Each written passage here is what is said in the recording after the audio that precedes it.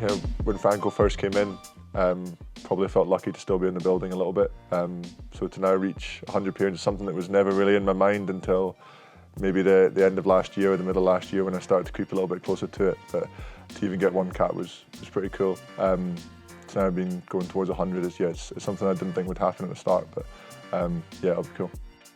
I don't remember any of those clips there. The only thing I remember is chucking an interception. Thankfully, we were up by enough points that it didn't matter, but that's my only real memory of my first cap, is it being a horrible, wet and windy night, and I chucked an interception, and they went under the sticks. So, like I say, thankfully it didn't cost us the game that time, but yeah, it was, as soon as I got off that one, I just wanted to get another cap straight away to go out and right the wrongs, but you know, thankfully Dave at the time was pretty good to me and told me just to move on from it and hopefully be better in the next one.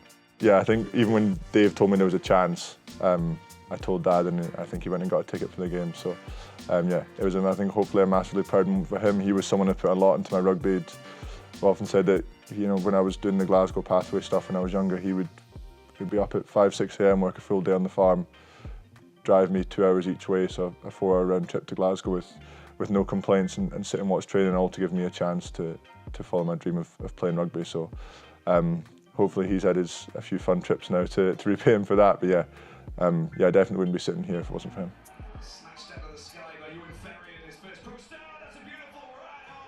Typical Franco, he just kind of came straight up to me with a big smile on his face and asked me to do it. And yeah, it was an amazing week, because it kind of just hit me the changes I'd been through from the year before, when I think I'd played something like 10 games in 2 years, and then played the first quite a few games under Franco in that year, and to then be asked to captain the club once was, yeah, it was unbelievable. It was kind of like a wave of emotion hit me. I was straight on the phone to Dad to tell him they were desperately trying to get out to the game.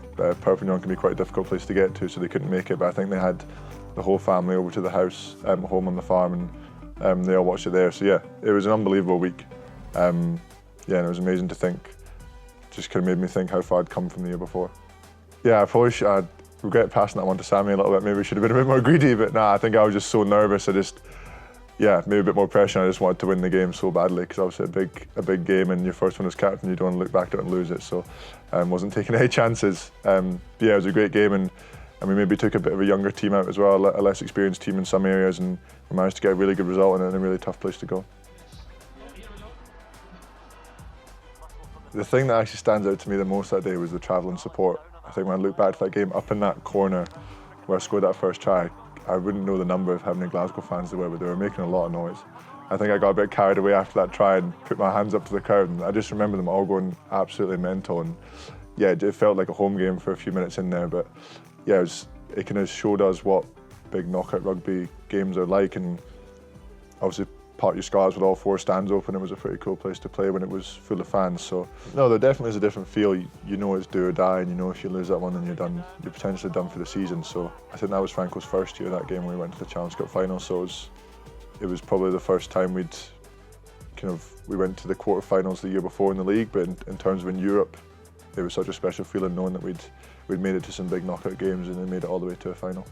For a lot of us, maybe boys who hadn't played in the couple of years prior, then Franco comes in and he kind of says, look, you're going to play games and you're going to play in big games. It's not about who's in the jersey, it's about what you're doing in the jersey. So I guess it gave the squad a lot of belief in the depth we had and what we were capable of doing, even if it wasn't a so-called full-strength team that was out on the pitch. And that's definitely something that Franco's brought to the team over the last couple of years.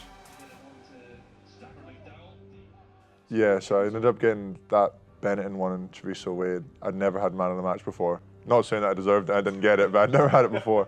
And then I got two weeks in a row I got it. So my dad told me it was like buses. But yeah, I remember that last clip, Matty shouted at me at the time for taking the ball off him when I caught it in the air. You can see he goes for it as well.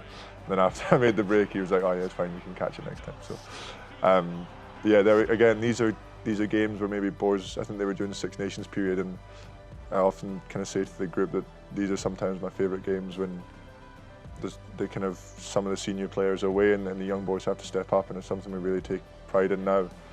I know it didn't go away at the weekend with a similar type of group, but over the years, when Franco's been here, it's time we've really taken pride in producing results for the club when maybe some of the internationals are away.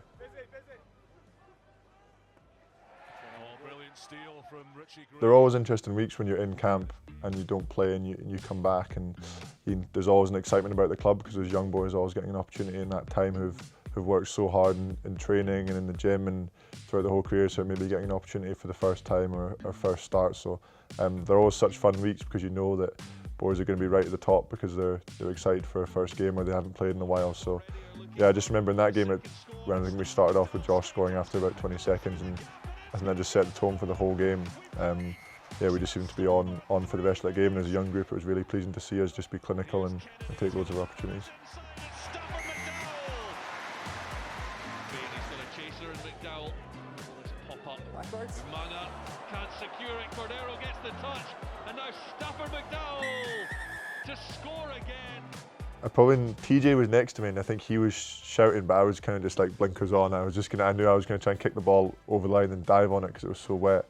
I knew it probably wasn't going to bounce up because there was puddles all over the pitch, so my only thought was just don't hit it long, because if this goes dead then I'm going to be quite upset I've missed an opportunity. So thankfully managed to get a bit more of a delicate touch on it and just dive on it. And I just remember the camera guy being right in my face with the camera and seeing the clip afterwards, and I'm just so tired from chasing it. I'm not even smiling or anything. I'm just lying on the floor, absolutely soaked through. But yeah, it was a great day. I had no idea about it, but I ended up with man of the match that game, and then some guy from Prosecco Dock just handed me a magnum of Prosecco. And I remember just carrying it around the pitch, like, what am I going to do with this? And as soon as I went inside, Shiz just took it straight off me and put it in the suitcase. And he was like, I'll get it home for you, don't worry. So I've still got it in the house, I've not opened it yet. Yeah, it's something I'll hopefully open on a special occasion. If I'd known that I was going to go through those hard times at that point, then it would have been easy to say, just stick it and put your head down and work hard, and you'll come through it eventually. It didn't feel that easy when I was in it, but yeah, no, it's something I'm proud of being able to say I'm still a part of this club, and to make it to 100 caps.